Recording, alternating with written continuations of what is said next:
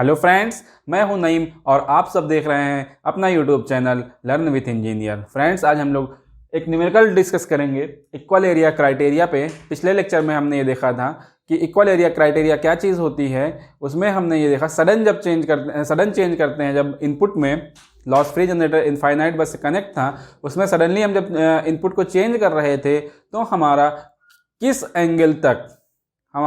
Angle तक system stable था और वो मैक्सिमम स्विंग एंगल क्या था, वो सारी चीज़ें हमने उसकी थ्योरी डिस्कस की हुई थी। मतलब ये था कि जब हम सडनली इंक्रीज कर रहे थे जनरेटर के इनपुट को तो क्या हो रहा था कि डेल्टा में स्विंग हो रहा था। उसको हमने ये देखा था किस हद तक, किस लिमिट तक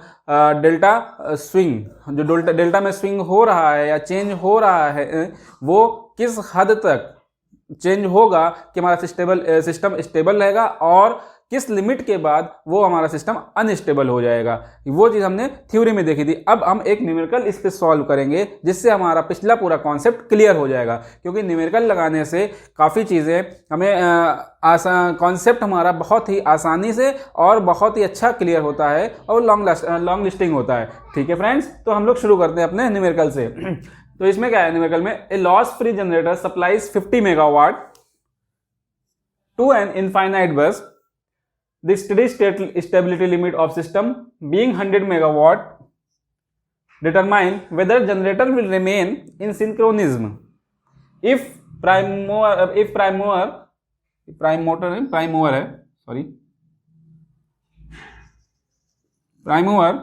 input is in abruptly increased by 30 megawatt। Means जो हमने पीछे कहा था कि जनरेटर हमारा शुरुआत में 50 मेगावाट पे स्टेडी स्टेट पे रन कर रहा है, कुछ इस तरह से। हमारा ग्राफ भी इस तरह से आया था, कुछ देखिएगा।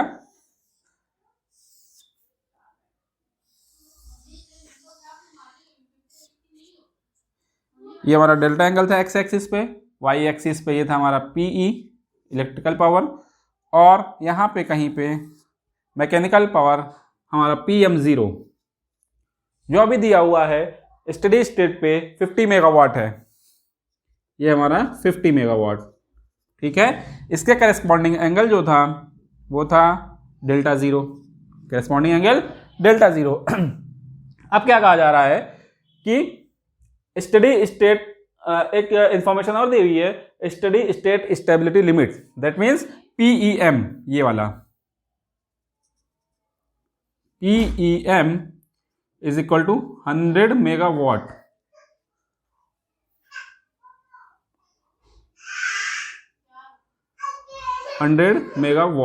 That is PEM।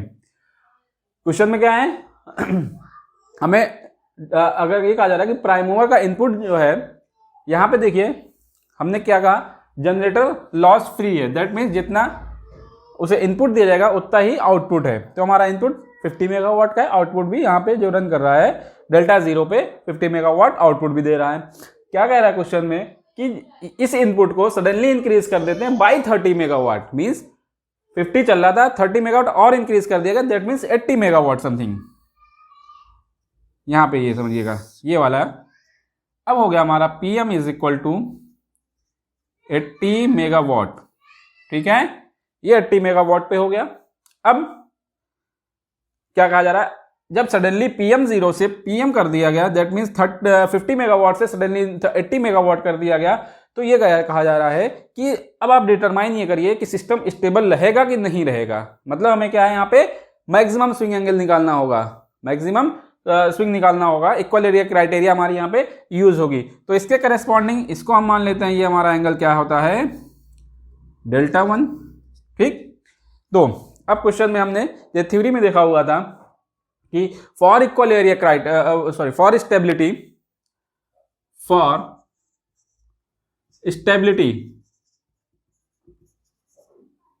A1 is equal to A2 must be less than A2M। अब ये A1, A2 और A2M क्या था, A1 एक्सेलरेटिंग एरिया, कौन सा एरिया, ये वाला एरिया,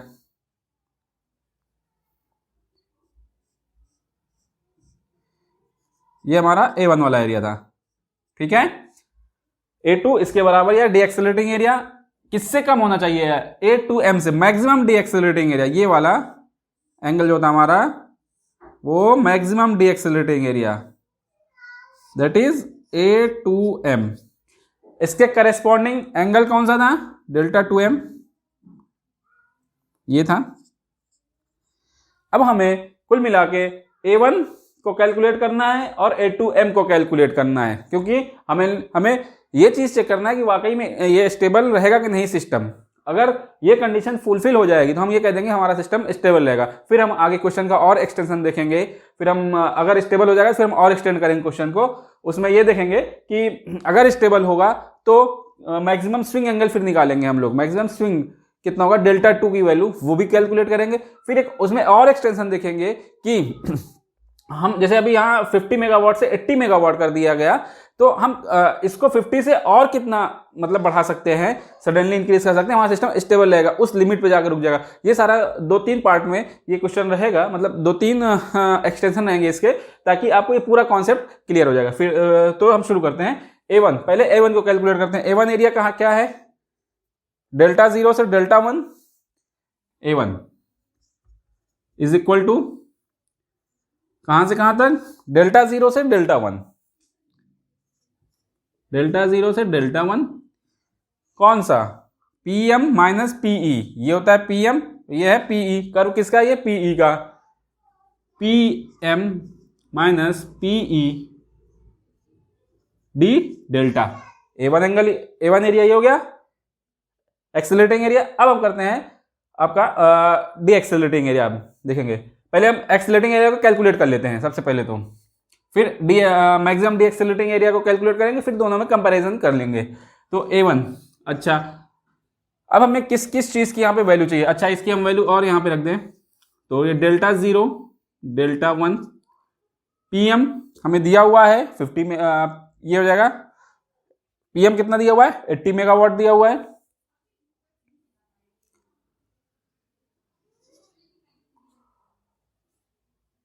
अभी PM केवल ऐसे रख देते हैं PM। अब PE की जगह पे PEM sine delta D delta. अब देखिए हमें क्या क्या वैल्यू दी हुई है। PM दिया हुआ है 80 मेगावाट हो गया, PM 0 से डायरेक्ट 30 बढ़ा के 80 मेगावाट कर दिया। PEM मतलब maximum steady state stability limit, that is 100 megawatt दिया हुआ है। डेल्टा 0 और डेल्टा 1 की वैल्यू हमें नहीं दी हुई है, तो हमें डेल्टा 0 डेल्टा 1 की वैल्यू को पहले कैलकुलेट कर लेते हैं। तो इस पॉइंट पे देखिएगा कि डेल्टा 0 की वैल्यू क्या आएगी। इस पॉइंट पे देखिएगा क्या है, PM 0 is equal to PE electrical power, means इसे हम कहते हैं एट पॉइंट A, इसे कहते हैं एट पॉइंट B, इसे कहते हैं एट पॉइंट C। चलिए at point A, point A पे PM 0 is equal to PEM sine delta 0। Sine delta 0 angle क्या है? Delta 0। PM is equal to PE की वैल्यू क्या हो गई? PEM sine delta 0। अब यहां से मिल जाएगा हमें PM 0 कितना दिया हुआ है? 50 मेगावाट, और PEM 100 मेगावाट साइन डेल्टा 0। जब इसे हम कैलकुलेट करेंगे तो ये डेल्टा 0 आ जाएगा 50/100, that means 1/2 sine delta 0। This is sine delta 0। Then delta 0 is equal to 30 degree, और रेडियन में इसको हम कैलकुलेशन करेंगे। इसकी कैलकुलेशन हम हमेशा रेडियन में करेंगे। ये आएगा 0.52 रेडियन। हमें मिल गया डेल्टा 0 की वैल्यू। यहां पे लिख लेते हैं हम लोग, delta 0 is equal to 30 degree, radian में आएगा तो 0.52 रेडियन। ठीक, ये हो गया किसकी वैल्यू? डेल्टा 0 की वैल्यू। इसी तरह डेल्टा 1 की वैल्यू कैलकुलेट करते हैं। इस पॉइंट पे आपका बात करते हैं at point B, at point B 80 PM is equal to PEM sine delta 1। Value रखिए PM की 80, PEM की वैल्यू, PEM क्या है? 100 साइन डेल्टा 1। डेल्टा 1 को यहां से कैलकुलेट करेंगे तो हमें ये मिल जाएगा 53.13 डिग्री। इसको आप कैलकुलेट करेंगे तो यही आएगा, और रेडियन में बात करेंगे तो 0.93 रेडियन ये आ जाएगा आपका।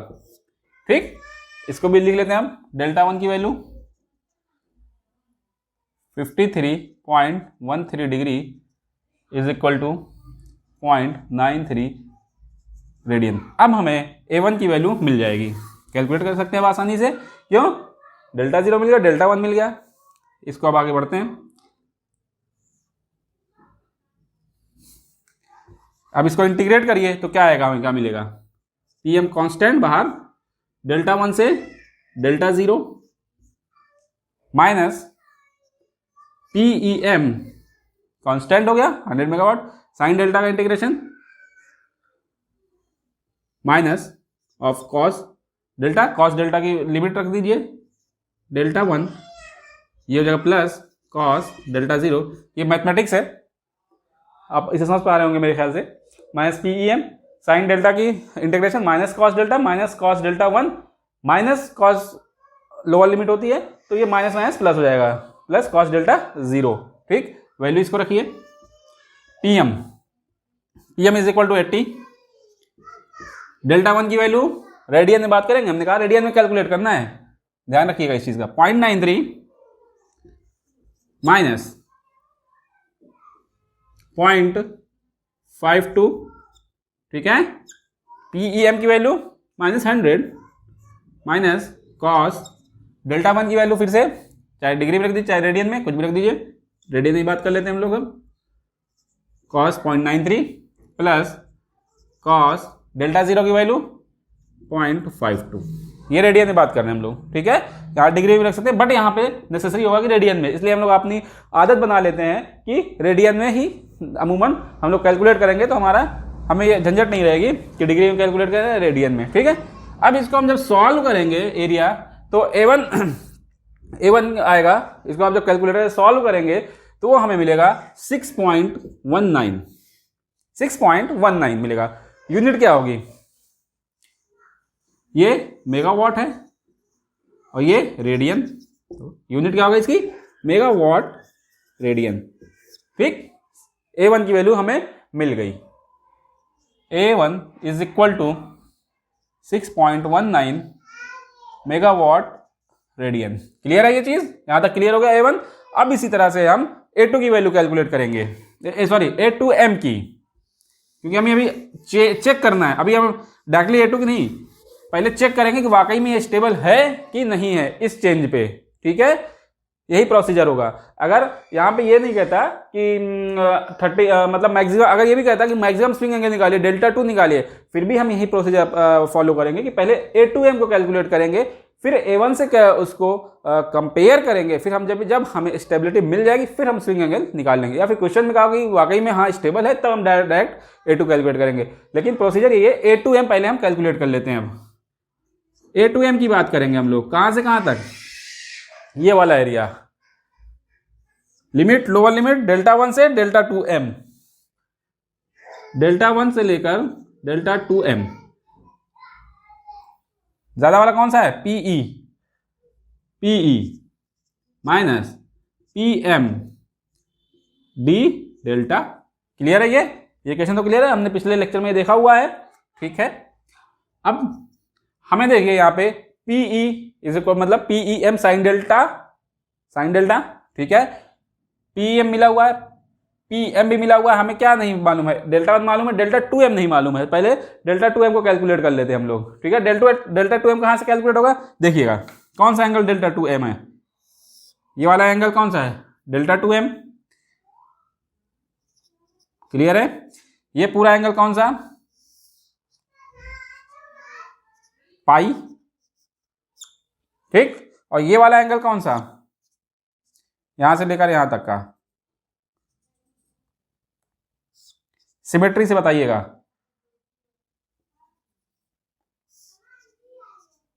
ये भी डेल्टा 1 यहां से यहां तक का, ये वाला भी एंगल सिमेट्री से देखिएगा। जो एंगल यहां पे होगा वही एंगल ये देखिएगा, जो एंगल यहां पे होगा वही एंगल यहां पे होगा। ये भी डेल्टा 1 हो गया। क्लियर हो गया? तो अगर हमें डेल्टा 2M मिलेगा तो क्या मिलेगा? पाई इतना पूरे में से केवल इतना इतना माइनस कर देंगे तो क्या मिलेगा हमें, पाई माइनस डेल्टा 1। ये क्लियर हुआ। Delta 2m is equal to pi minus delta 1।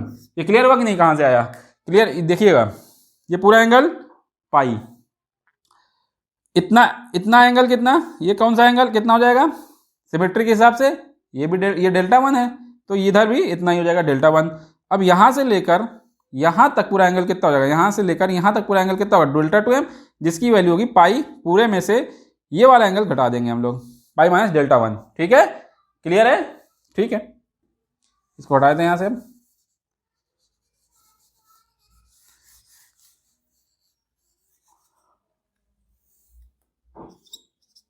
Delta 2m, अब इसे कैलकुलेट कर सकते हैं। पाई की वैल्यू 3.14 रख दीजिए रेडियन में, डेल्टा 1 की वैल्यू क्या आती है हमें पास 0.93, हमें कितना मिल जाएगा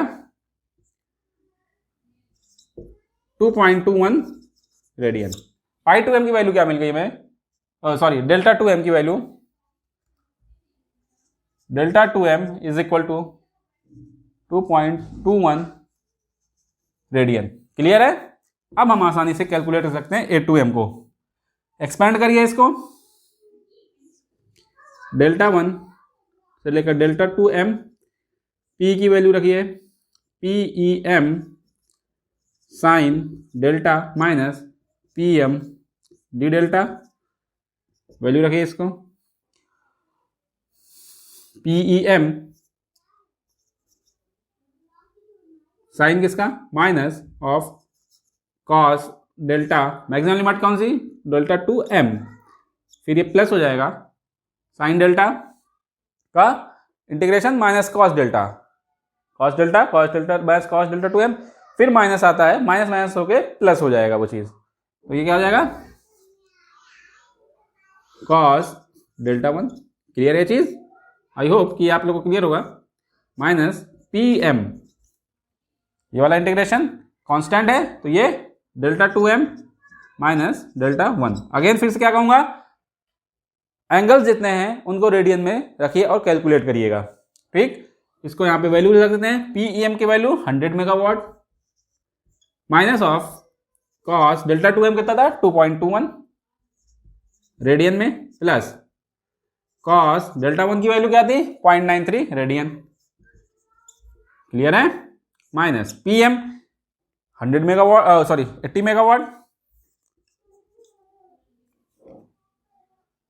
80 डेल्टा 2m की वैल्यू फिर से 2.21 माइनस डेल्टा 1 0.93। अब इसे जब कैलकुलेट करेंगे आप लोग तो हमें क्या मिलेगा, ये मिल जाएगा हमें 17.52 मेगावाट रेडियन। ये यूनिट तो क्लियर है, मेगावाट ये वाला और डी डेल्टा रेडियन में, तो ये मेगावाट रेडियन। अब हमें क्या मिल गया, देखिए A1 की वैल्यू हमें मिली थी 6.919, जो कि ऑब्वियसली इस वैल्यू से लेसर है, lesser than A2m which is equal to 17.52।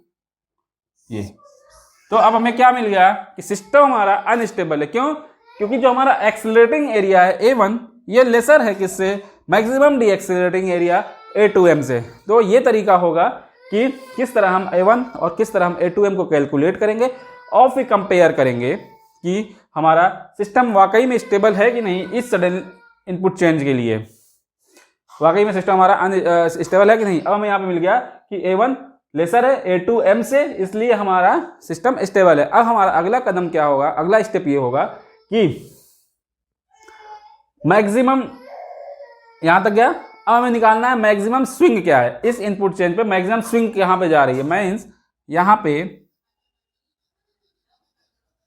कुछ इस तरह से कि ये यहां पे मैक्सिमम स्विंग हमने ये देखा था क्या था, डेल्टा 2 की वैल्यू मैक्सिमम स्विंग पे आ रही थी ये, और इसके करेस्पॉन्डिंग जो एरिया था डी एक्सीलरेटिंग एरिया वो क्या था A2 था। ठीक, A2 था मैक्सिमम डी एक्सीलरेटिंग एरिया, और किसके बराबर था ये A1 के बराबर। A1 और A2 हमेशा बराबर होते हैं, A1 और यही इक्वल एरिया क्राइटेरिया है। Accelerating area is equal to decelerating area. A1 क्या है? Accelerating area. क्यों एक्सेलरेटिंग है? क्योंकि हमारे यहाँ मैकेनिकल पावर इनपुट ज्यादा है इस एरिया में और इलेक्ट्रिकल पावर आउटपुट कम है, और डी एक्सेलरेटिंग में इलेक्ट्रिकल पावर आउटपुट ज्यादा है और मैकेनिकल पावर इनपुट कम है, तो इसलिए इसे डी एक्सेलरेटिंग एरिया कहते हैं। ये हमने थ्योरी में देख चुके हैं इस चीज को, ठीक है। अब हमारा अगला स्टेप ये है कि हमें डेल्टा टू को कैलकुलेट करना है। एक्सटेंशन मैं यहाँ करता हूँ इस चीज का।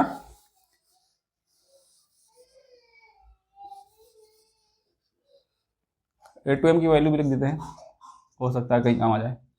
17.52 मेगावाट रेडियन, ठीक है।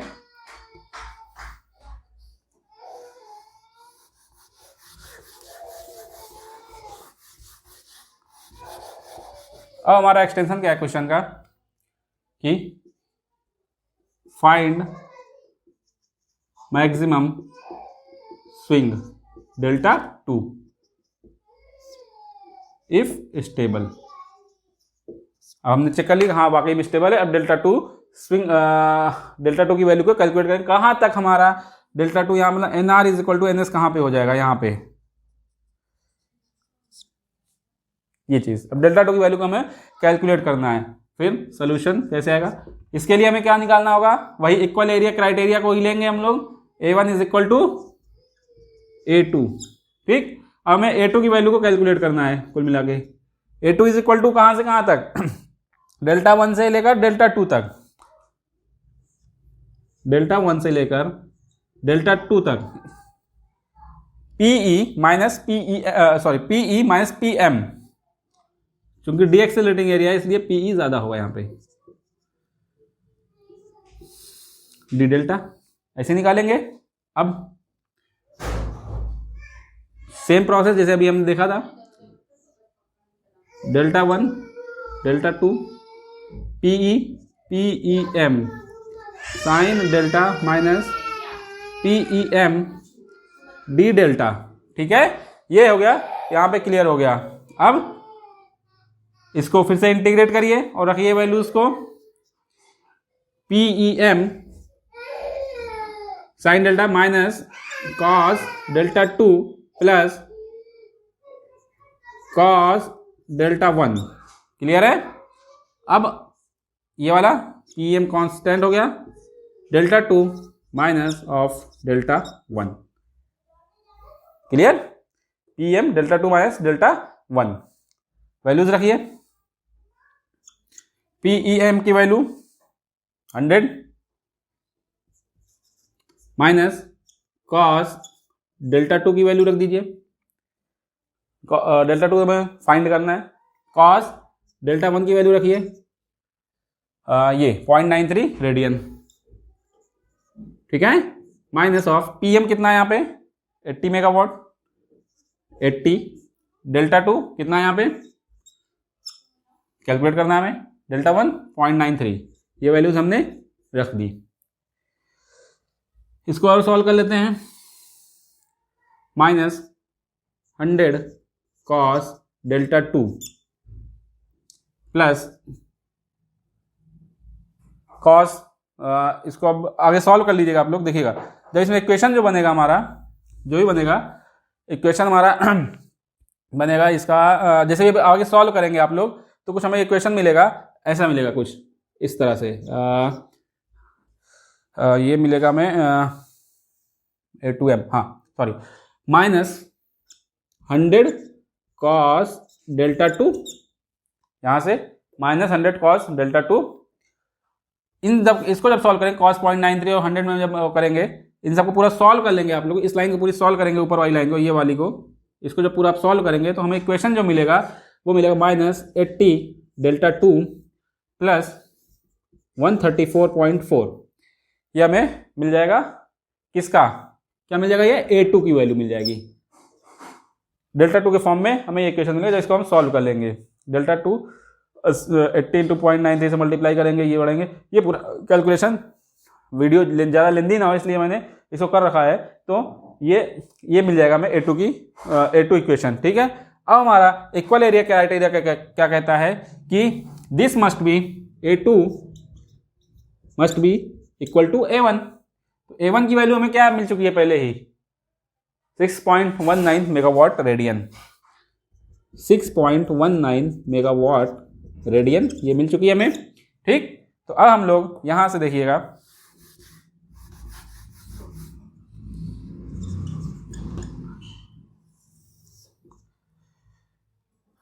A2 is equal to A1। अब A2 वाले को यहाँ पर रख दीजिए minus of 100 cos delta 2 minus 80 delta 2 प्लस 134.4 इज इक्वल टू 6.19।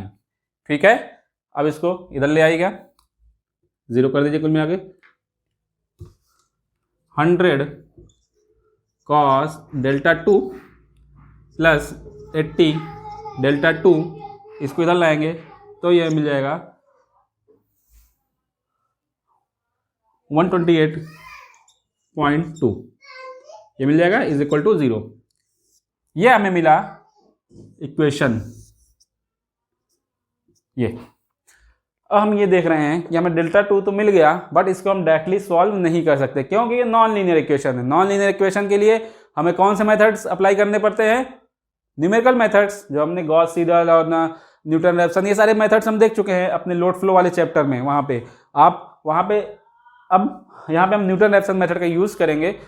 इस न्यूटन रैप्सन मेथड को डिटेल में अगर आपको समझना हो तो मेरे गॉस सीडल जो लोड फ्लो वाली मेरी ये जो चैप्टर्स हैं वहाँ पे मैंने शुरुआत में पूरा डिटेल से डिस्कस किया हुआ कि न्यूटन रैप्सन मेथड क्या होता है। मैं यहाँ पे उसका जो लास्ट में फॉर्मूला आता है उसको यूज़ करूँगा। ठीक है, तो हमने वहाँ पे देखा हुआ था कि अब इसको हम सॉल्व करेंगे using NR method, that is Newton Raphson method.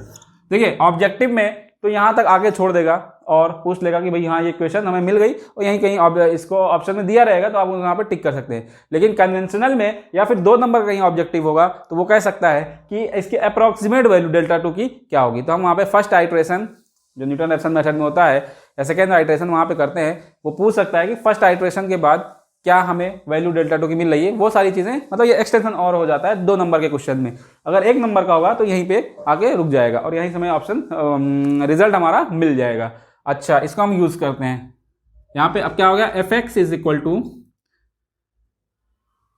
100 cos x something plus 80x minus 128.2 is equal to 0। तो after nth iteration xn plus 1 क्या होता है, xn minus fx f dash x ये होता है। तो हमें देखिए fx की तो हमें इक्वेशन मालूम है, f डैश x को और निकाल लेते हैं हम लोग। f dash x is equal to cos x का माइनस साइन x, डिफ्रेंशिएट करेंगे तो minus of 100 sine x plus ये 80। ठीक है, ये हमें मिल गया f dash x is equal to 0। तो अच्छा, अब न्यूटन रैप्सन मेथड में हम ये जानते हैं कि इनिशियल गेस की जरूरत पड़ती है, हमें इनिशियल गेस की जरूरत पड़ती है। तो यहाँ पे इनिशियल गेस हम लोग क्या लेते हैं, इनिशियल गेस। यहाँ पे देखिए ये एंगल 90 के आसपास कहीं पे आएगा, चाहे इधर रहे चाहे इधर रहे, 90 के आसपास कहीं आएगा। तो इनिशियल गेस डेल्टा 2 जो हमारे 0 आता है वो लेते हैं हम लोग 5/2 रेडियन। ये ध्यान रखिएगा कि अगर हमें फर्स्ट आइट्रेशन की वैल्यू चाहिए तो हमें उसके लिए 0 वैल्यू जो उसकी फर्स्ट मतलब इनिशियल गेस जो हमें है वो क्या हमें लेना होगा, वो हमें लेना होगा 5/2 रेडियन, क्योंकि हमने देखा हुआ थ्योरी में ये 5/2 के आसपास कहीं पे आता है जब सिस्टम हमारा स्टेबल होता है। तो ठीक है, तो हम वो है हमारा इनिशियल गेस। ठीक, ये चीज़ है। अब इसको हम लोग सॉल्व कर लेते हैं। तो xn plus 1 xn minus fx 100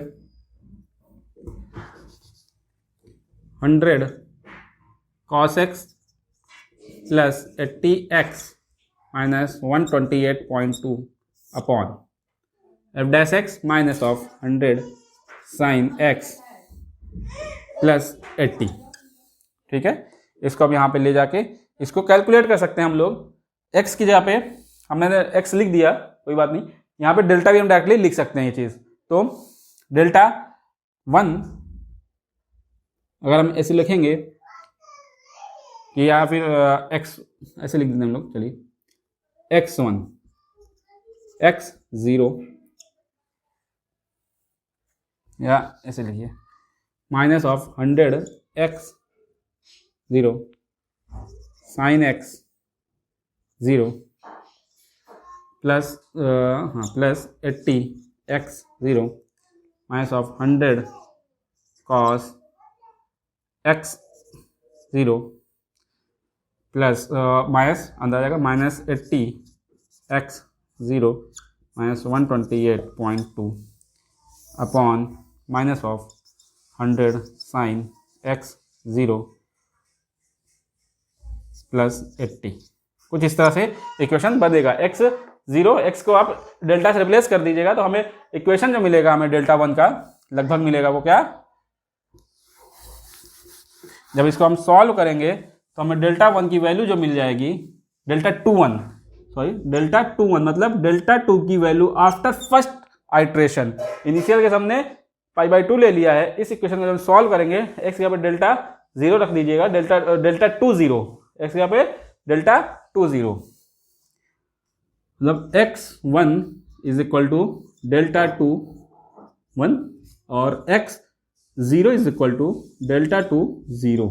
ये वैल्यूज आप रखेंगे यहाँ पे, तो हमें जो सॉल्व करने के बाद डेल्टा 2 1 की वैल्यू मिलेगी π/2 रेडियन मतलब 1.57 रेडियन। अब हमें जब इसको सॉल्व करेंगे तो हमें मिल जाएगा ये डेल्टा 2 1 की value 1.44 radian. That will be approximately, degree में अगर बात करेंगे हम लोग 83 रेडियन।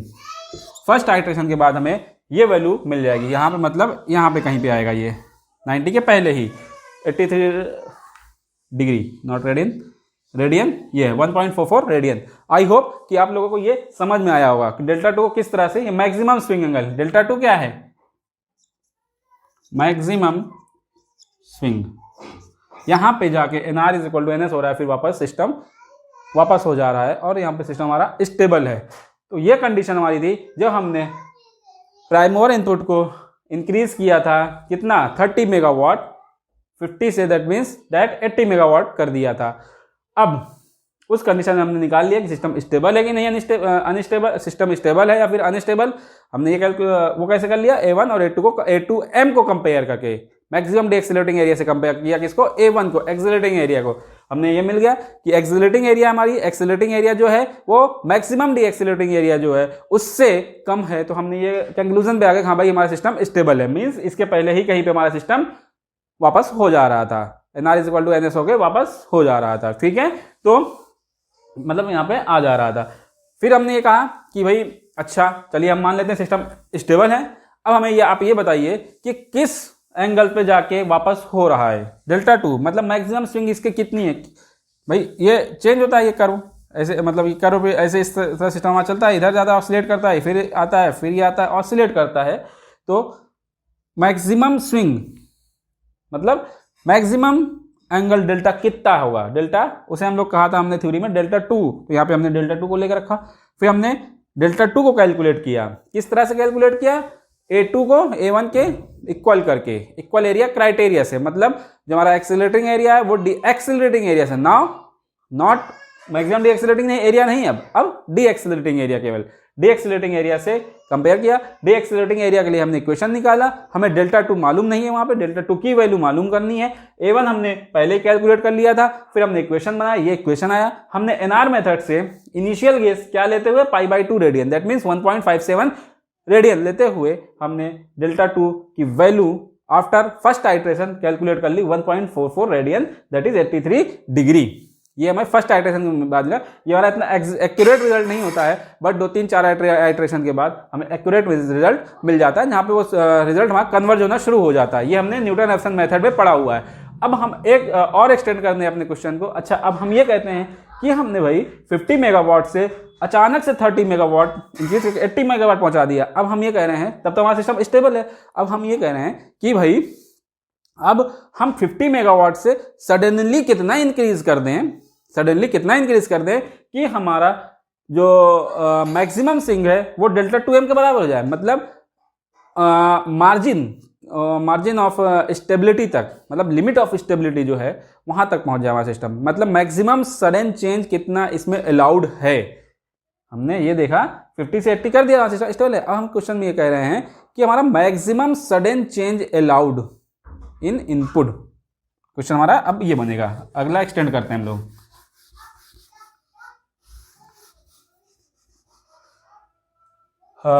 डेल्टा 2 की वैल्यू क्या आ गई थी हमारे पास, कैलकुलेट कर लिया था अभी हम, 1.44 रेडियन ये मिल गई थी। ठीक है, अब आगे बढ़ते हैं फिर से।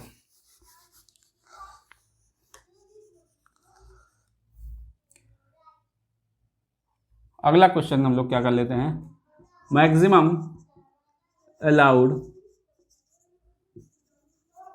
Sudden change in input that is prime mover input. ठीक है, फिर से वही बात, इक्वल एरिया क्राइटेरिया काम आएगा।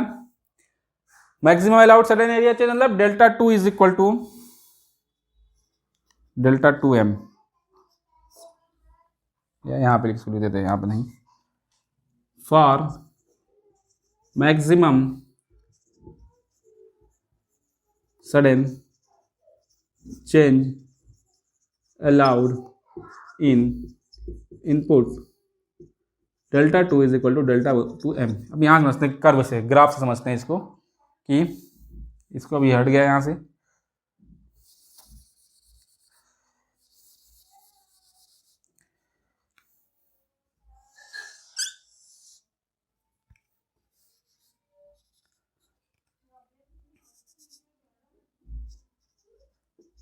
हंड्रेड मेगावाट ये है। ठीक है, अभी तक हमारा 80 मेगावाट था यहाँ पे कहीं पे, अब हमें कहा गया कि यहाँ पे कहीं पे कर दिया हमने इसको मैक्सिमम, मतलब यहाँ पे हमारा पहले डेल्टा 2m यहाँ पे था, अब इसके करेस्पॉन्डिंग था पहले वाला हमारा है ग्राफ, दूसरे वाला यहाँ पे आ गया, तो ये हमारा मतलब अब डेल्टा 2m भी चेंज हो गया, डेल्टा 2m अब ये हो गया, यहाँ से आके यहाँ पे शिफ्ट हो गया, यहाँ पहले काम कर रहा था इस वाले करेस्पॉन्डिंग ये था, अब यहाँ पे आके ये शिफ्ट हो गया। ठीक, इसको हटा देंगे यहाँ से, और डेल्टा 1 अब यहाँ पे आ गया, ये हमें डेल्टा 1 डैश कर लीजिए, डेल्टा 2m डैश कर लीजिए, कुछ भी कर लीजिए। ठीक, ये हमारा डेल्टा 2m है। ठीक, तो delta 2 is equal to dash is equal to delta 2 dash m, इस तरह से हो जाएगा। ठीक, ये क्वेश्चन समझ में आया कि अभी तक हम 50 मेगावाट से, ये हमारा 80 मेगावाट था समथिंग, हम करें P max, maximum change in input, P max ये है।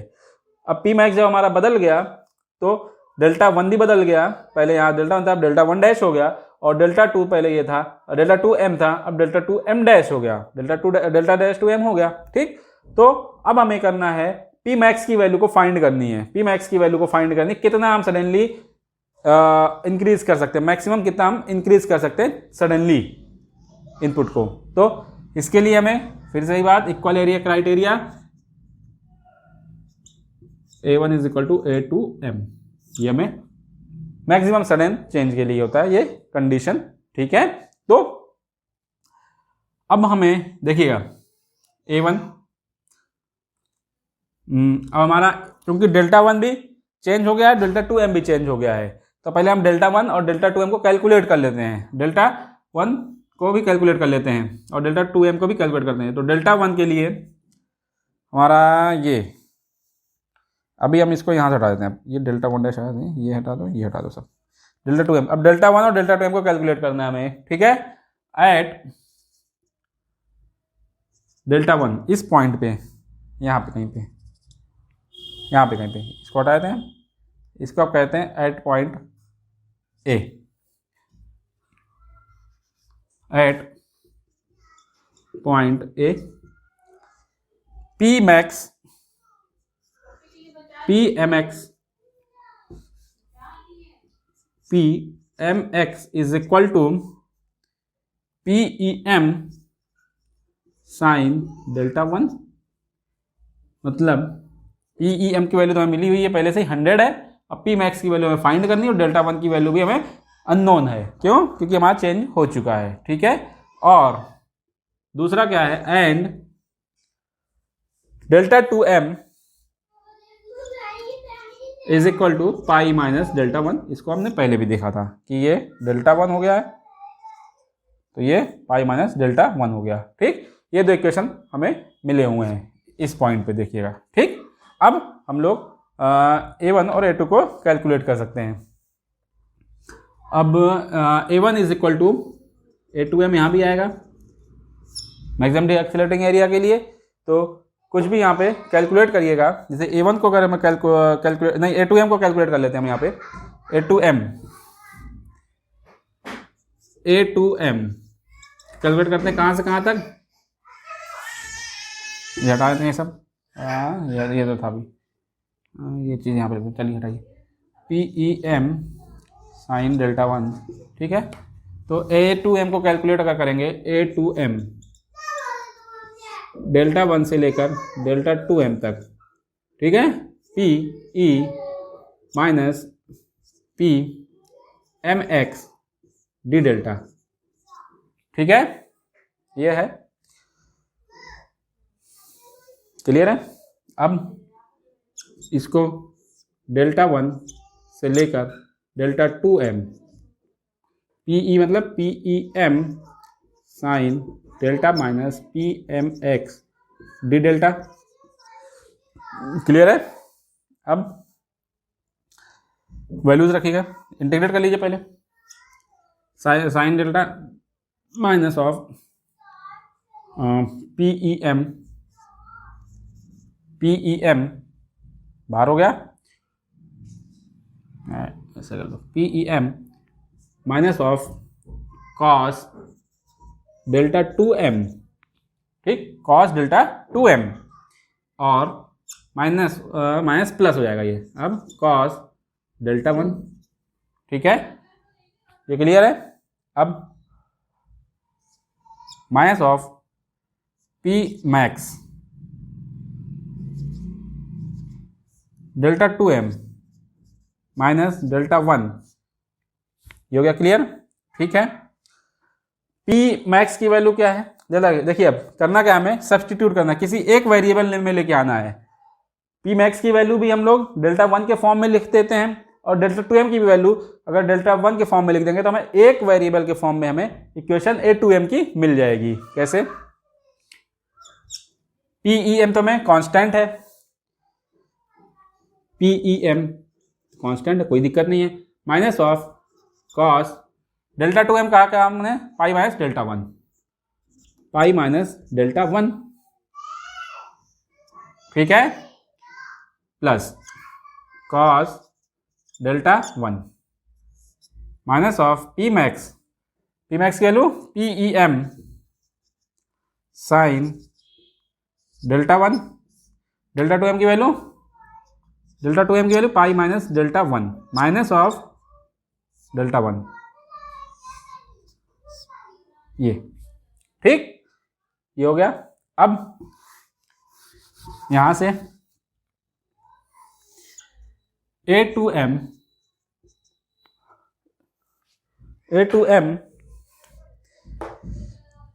Is equal to PEM common कर लीजिए। ठीक है, माइनस, देखिए cos pi minus delta one कितना आ जाएगा, minus cos delta one, minus minus plus हो जाएगा, कॉस डेल्टा वन। क्लियर है ये चीज, minus cos minus delta one minus cos delta one minus cos delta minus ही प्लस हो जाएगा, फिर ये प्लस कॉस डेल्टा वन, ये हो गया क्लियर। फिर इसको करिएगा, ये हो गया minus of PEM pi minus two delta, pi minus two delta one, और ये साइन डेल्टा वन। हमें किसकी वैल्यू मिल गई, A2M की वैल्यू मिल गई। अब इसी तरह हम A1 की वैल्यू को कैलकुलेट करेंगे।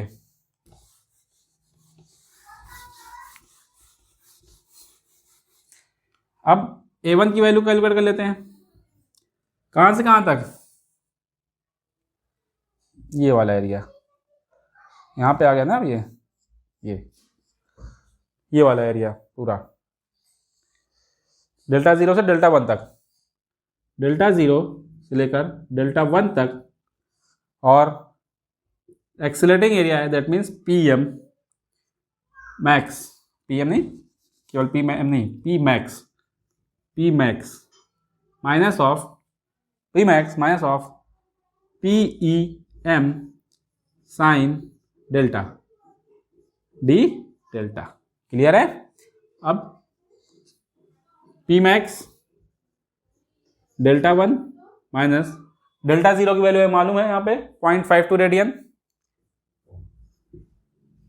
एक स्टेप बढ़ा देते हैं, delta 0 minus PEM minus of cos delta 1 plus cos delta 0। ठीक है, P मैक्स को P max.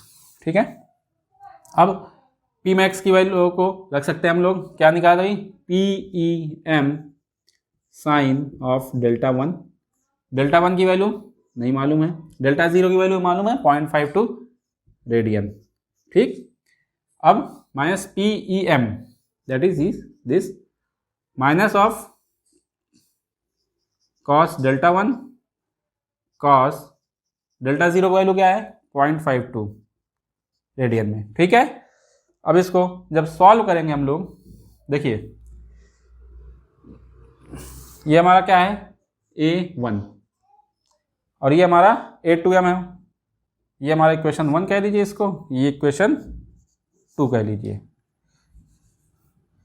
From equation 1 and 2 A1 is equal to A2। देखिए हमें यहाँ PEM है, यहाँ PEM मालूम है हमें, डेल्टा 1 के फॉर्म में पूरा इक्वेशन है, तो जो भी कैलकुलेट करेंगे आ जाएगा cos 0.52 को, इसमें से ये 0.52 है, तो मतलब कैलकुलेशन आप जब करेंगे तो हमें कुल मिला के A1 वाला इक्वेशन भी हमें डेल्टा 1 के फॉर्म में मिल रहा है और A2 का भी इक्वेशन डेल्टा 1 के फॉर्म में है। जब इन दोनों को इक्वेट करेंगे और इसको सॉल्व करेंगे तो हमारा इक्वेशन डेल्टा 1 के फॉर्म में जो आएगा कुछ इस तरह से आएगा, 2.62 माइनस ऑफ डेल्टा 1, ठीक, 2.62 minus of delta 1 sign delta 1 minus cos delta 1 minus 0.866 something ऐसी। अगर कैलकुलेशन कहीं मिस्टेक हो दे उसको समझ लीजिएगा, हो सकता है कहीं पे कैलकुलेशन मिस्टेक हो। मेरा मतलब यहाँ पे है आपको कॉन्सेप्ट न्यूमेरिकल लगवाने का कि बस आपको कॉन्सेप्ट समझ में आना चाहिए, आपको कॉन्सेप्ट पकड़ में आना चाहिए कि किस तरह से हम न्यूमेरिकल्स को सॉल्व करेंगे। इससे ये देखिए चीज़ें क्लियर हो जाती है कि मैक्सिमम रोटर एंगल क्या होता है, मैक्सिमम स्विंग क्या होती है, A2M को कैसे कैलकुलेट करें, A2M का क्या इंपॉर्टेंस है, A1 A2 का क्या इंपॉर्टेंस है, तो ये सारा न्यूमेरिकल है, तो इससे हमारा कॉन्सेप्ट क्लियर हो जाएगा। अब ये हमें यहाँ से डेल्टा 1 की वैल्यू, देखिए ये भी नॉन लीनियर इक्वेशन है तो फिर से NR मेथड चलेगा, NR मेथड से कुछ डेल्टा 1 की वैल्यू मिलेगी। यहाँ भी देखिएगा डेल्टा 1 जो हमें मिल रहा है, डेल्टा 1 0 जो हमें चाहिए होगा π/2 के आसपास यहाँ पे लेना होगा, π/2 रेडियन, ठीक, π/2 रेडियन हम लेंगे इसका इनिशियल गेस। फिर से डेल्टा 1 को हम आफ्टर फर्स्ट आइट्रेशन कैलकुलेट कर सकते हैं, उसके बाद हम बाकी कैलकुलेशन भी कर सकते हैं कि डेल्टा 1 जो हमें मालूम हो जाएगा तो P मैक्स हमें मालूम हो जाएगा, P max is equal to PEM sine delta 1। जब हमें डेल्टा 1 मालूम हो जाएगा तो P मैक्स भी मालूम हो जाएगा। तो इस तरह से हम इक्वेशन को अपने जो न्यूमेरिकल है उनको सॉल्व कर सकते हैं। तो ये आई होप कि मैंने यहाँ पे जो कॉन्सेप्ट दिया है, जो न्यूमेरिकल सॉल्व कराया, एक ही न्यूमेरिकल करवाया है सॉल्व, बट उसमें सारे के सारे पार्ट कवर कर लिए हैं मेरी उम्मीद से। और अगर कुछ छूट गया है, कुछ रह गया तो आप मुझे कमेंट बॉक्स में कमेंट करिएगा, मैं आपको वहाँ पे आंसर कर दूंगा उस चीज़ का भी कि क्या होना चाहिए। तो ठीक है फ्रेंड्स, तो अब हम लोग अपने नेक्स्ट लेक्चर में देखेंगे कि डबल लाइन फॉल्ट वगैरह देखेंगे, उसमें कुछ कहीं पे लाइन में फॉल्ट हो जाता है तब क्या होगा। हमने तो ये एक केस समझा अभी तक कि मैकेनिकल इनपुट में सडन चेंज जब कर दे रहे हैं हम लोग, इंक्रीज कर दे रहे हैं मैकेनिकल इनपुट को, तो स्टेबिलिटी किस हद तक हमारा किस हद तक सिस्टम स्टेबल है और वो मैक्सिमम एंगल क्या है, मैक्सिमम स्विंग वो निकाल लिया। अब हम अपना अगला डिस्टर्बेंस देखेंगे कि डबल लाइन फॉल्ट होता है या फिर सिंगल लाइन फॉल्ट होता है, मतलब अब फॉल्ट जो होगा उस पर डिस्कस करेंगे। तो फ्रेंड्स आई होप कि मैंने यहाँ पे जो आपको दिया है कॉन्सेप्ट वो समझ में आया होगा। फिर भी कहीं भी कोई भी डाउट है, क्वेरी है, मुझे कमेंट बॉक्स में ज़रूर कमेंट करिएगा, कोई हेजिटेट ना करिएगा, तो मैं आपको वहाँ पे ज़रूर आंसर करूँगा। Thank you very much.